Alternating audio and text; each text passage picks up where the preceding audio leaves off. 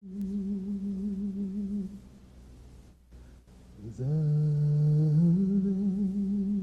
being in the classroom, learn about it is very different from being there, because in the classroom you can hear about it and know certain things about Africa, but when you actually go there, you get to feel things and see things yourself.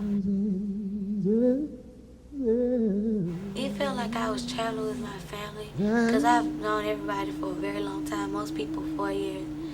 So I think it was good that we all got to go together, because we made the transition together and went through rites of passage together. So for us to all go together and experience the experience at the same time, I think that was a good idea. I think it's just, it was God's way of saying that it's a change in my life that's going to be coming. And I think that that change is coming now. And it's in this process of changing me as a person and making me a better person.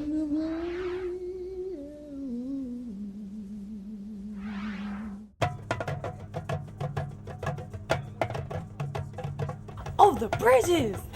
The bridges, they were fun. The first time, like, it was like I started off not scared, but then I started scaring myself because it was boring. I started singing different songs. Kim was behind me, and she kept shaking the bridge, and I thought it was funny. First, I was tired, but then I had fun. I just wanted to run across it. It was so fun.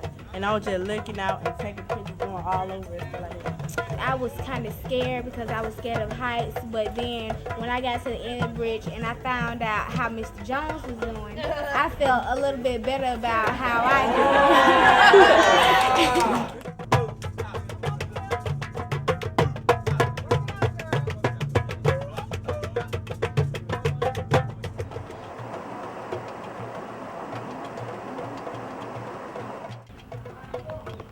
Walking in the footsteps of my ancestors.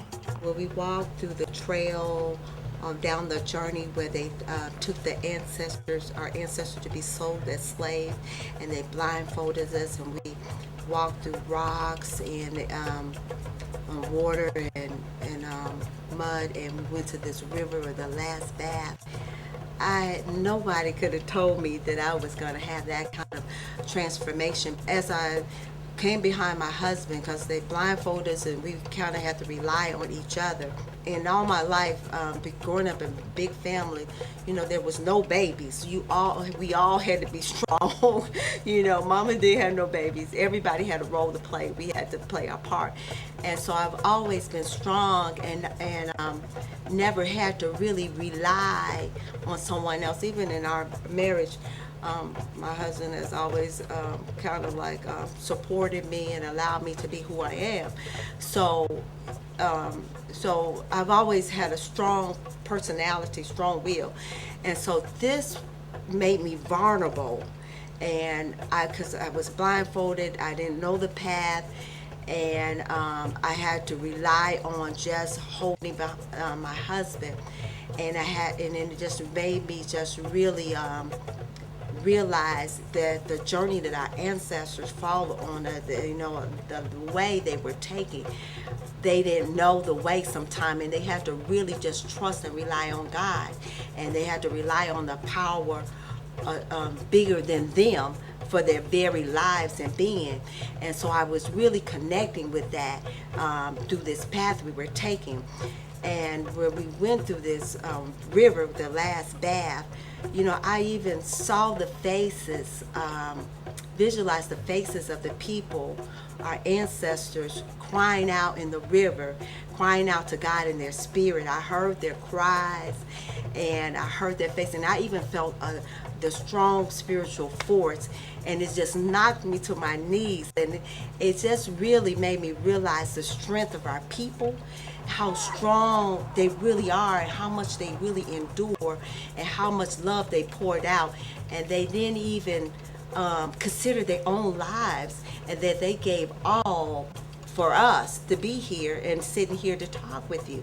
And as many times you heard the stories, we've seen the movies, Roots, we've seen that, and you hear over here, but it was nothing like experiencing that. And I really felt like I connected with their spirit, and the transformation took place with me in that water.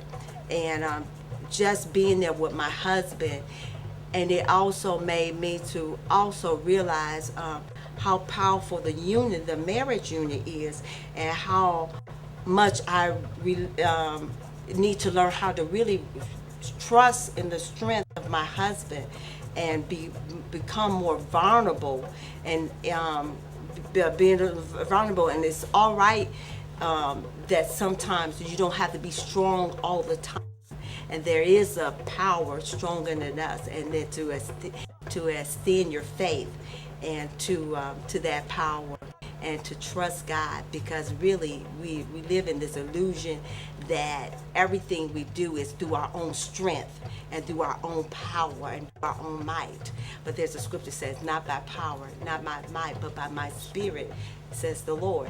So it's through the spirit of the Lord and that has really brought us to this point to even be speaking, because if it wasn't for that spirit of God, we could be still enslaved. So many of us are still really enslaved in our mindsets, but we can still really be bound and shackled and still living that life of slavery if our people hadn't trusted in this higher power. The big river where they last bathed, I don't know whether anybody saw me, but I took my hat and I dipped it down into the thing, and I noticed something.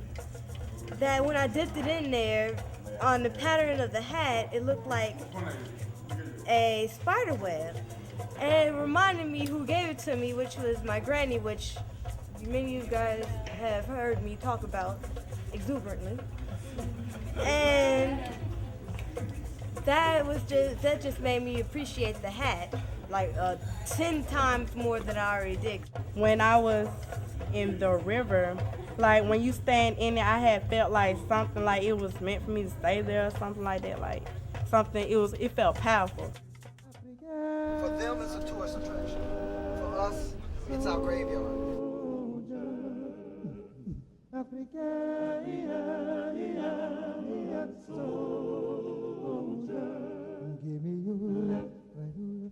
When I first figured out we were going to the slave dungeons, I really did not want to go. Like I planned to just stay on the bus and not leave and just like lock myself in the bus and be in my own little world. But then I realized that I couldn't really I couldn't hide from it, because like the proverb says, you cannot escape fate by running.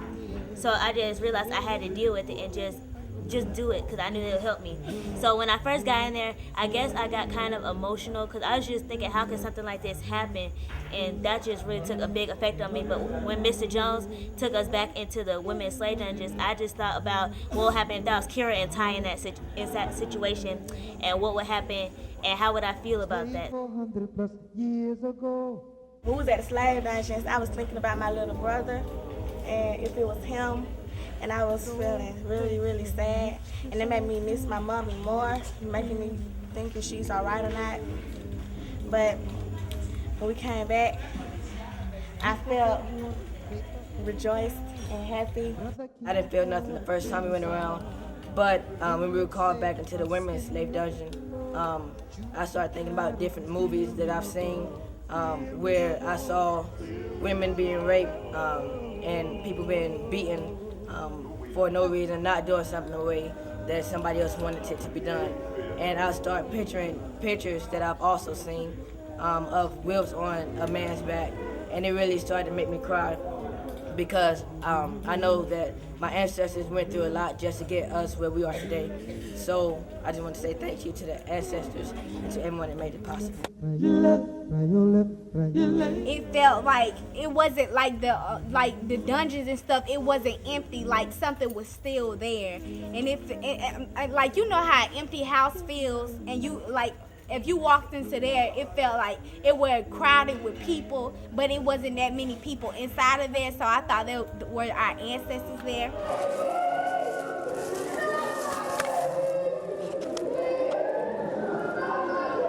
When y'all told us to close our eyes and see stuff, like I felt like I was standing in fire basically, and I was basically about to fall out on the floor.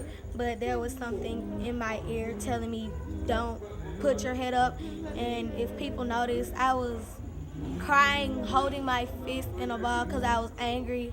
and lifting my head up and holding Brittany Sullivan's hand. And so I felt that was very emotional for me.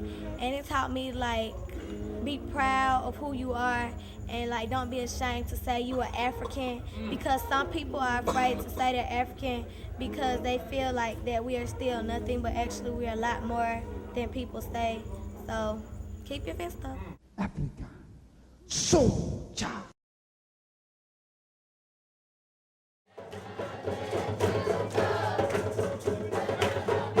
This is a once-in-a-lifetime experience in my life because I really got to hang out with my friends outside of KIP, or outside of school. I really got to know different sides of them. Our teamwork built as a group. I just wanted to say that I love you all. And I know that leaving is going to make me cry even more. I'm anxious to go back to Atlanta and tell people who are expecting me to come back with talking about huts and spears and stuff like that, just to be able to come back and tell them how beautiful it is and how it's not all like they see in Tarzan and stuff like that. It's an experience that you never forget.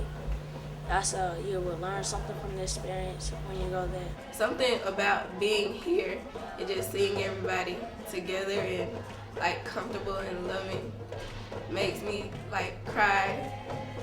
Like yesterday when we were singing the song, and it just made me cry because it's not something that I'm used to, or especially not with these group of individuals that I've been in school with for 3 years. Because we're usually like hostile to one another because we just never had the chance to really communicate and bond like we have on this trip. And seeing that everybody's able to go around the room and express how they feel towards one another, it just made me very emotional.